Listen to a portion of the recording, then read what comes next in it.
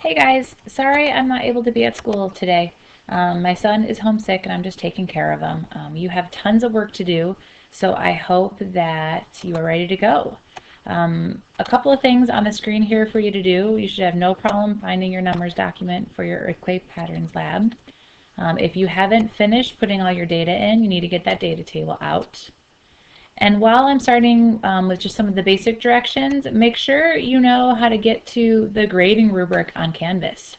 If you are using the app, when you go to the lab, I think the tab at the top there, it's the one that's next to submission. I think it's called grade, and you should be able to see the rubric there.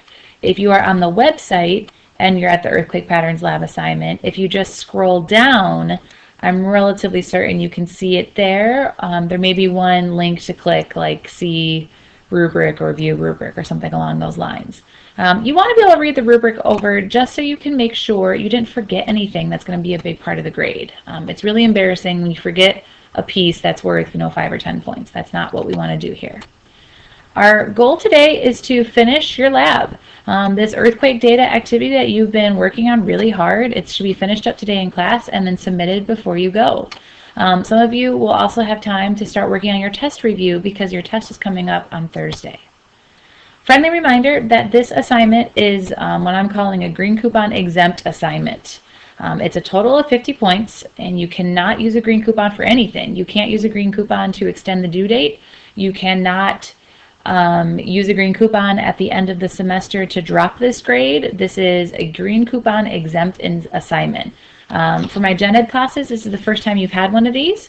And then for honors, this is your second exempt assignment. Your first one was your iBook way back when that we did on plate tectonics. The way the grade is going to break down is 40 points are going to be for the final draft that you are turning in this evening by 10 o'clock on Canvas, and the rough draft of the data table, that will be turned in tomorrow in class, just for 10 points. I've watched most of you work on it, so that won't be a big part of the grade for 50 points total. You'll see both those grades in the grade book in separate spots, one for 40 and one for 10. Today, your plan is to finish, like I said. First, you should have all your data into the correct data tables on the numbers activity. Make sure your transform boundaries are in the transform table and the convergent boundaries are in the convergent table. That's important. Next, you want to make a summary video. You're welcome to use the Masquerade app again, just like you did for your hypothesis video. The directions on what you need to include in that video are on the numbers file. You have to use certain vocabulary words, and I am going to take the time to watch all of these, so make sure that you don't forget any of those vocabulary words. Last but not least, you're going to complete the conclusion questions. I'm going to give you some tips on the upcoming slides on how to do those. And then something different is that you are going to be submitting a numbers file. Usually I ask you for a PDF, but that's not what I want this time. If you submit a PDF, I will not be able to watch your videos because a PDF makes a static document. I won't be able to watch your videos, and therefore you will not get credit for them. And this is your chance to make sure you make a mental note of this. Do not submit a PDF because then you will not get credit for your videos because I will not be able to hear them or see them or anything really.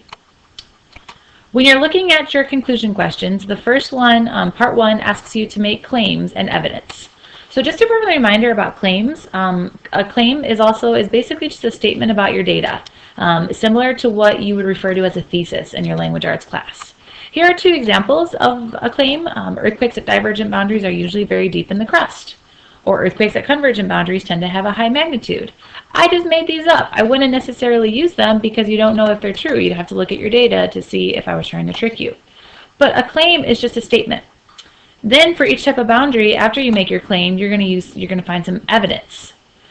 This is where you get into some actual data that supports the statement that you made. Here's some examples. The average depth of the earthquakes at divergent boundaries was 100 kilometers. So I used data to support the claim that I made. Here's another example. The average magnitude at transform boundaries was 7.6, much higher than other averages. I made a really big error on this. I forgot the unit. The unit for magnitude is M. So when you are writing about the depths, make sure that you use kilometers.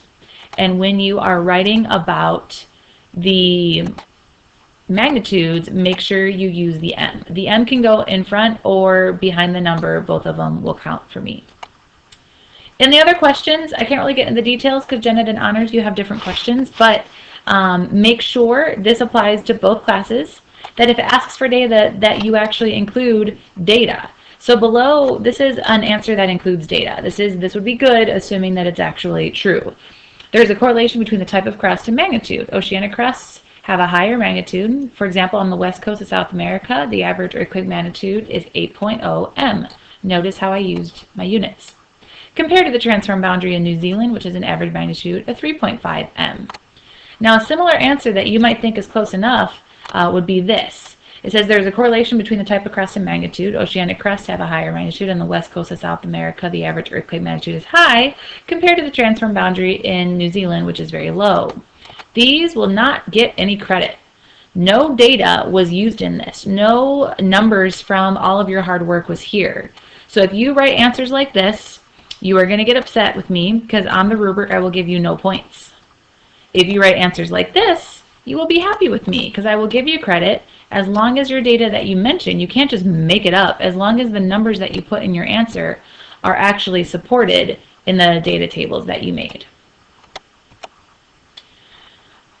Few reminders, you really want to read the rubric. Read the rubric for the lab before you turn it in, and then, like I said, turn in a numbers file so I can actually watch your videos.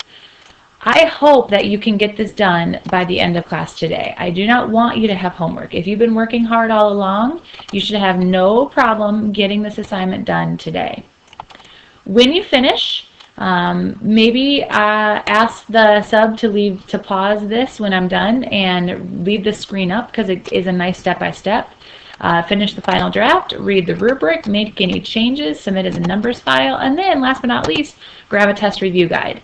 Your test is on Thursday, and it's time that we start looking over some concepts because it's a lot. It's volcanoes, mountains, and earthquakes. Your lab is due tonight at 10. Remember, this is a green coupon exempt assignment. 10 points will be taken off every day that it's late. So it's going to be minus 10 points each day it's late. So if you do the math on that one, 4 days later, and it's going to be too late for credit. So, for example, I think that puts us at Tuesday of next week. So you can still turn it in on the other, Wednesday, Thursday, Friday, or Monday, but after that, you will actually get no credit for this assignment. And you cannot use a green coupon at any point, either to extend the date or to drop the grade at the end. When you're done, find the sub and ask for one of these review guides. Remember that Gen Ed, you get 3 points added to your test if you complete the review guide, and Honors, you get 2 points added. This is a great chance to start to get working on this. I plan to be here tomorrow on Wednesday to help you with the guide and play some review games in class and make sure we're set to go. There are no excuses for not having your lab done. I'm available on email all day long. I'm just at home chilling with my kid. So you can send me questions and I will email you back probably within a half hour to an hour at the most. You must have your lab turned in by 10 p.m. tonight. There is no reason that that's not going to happen, and it must be a numbers file. Good luck. I hope you have a very productive day, and hopefully I will see you tomorrow.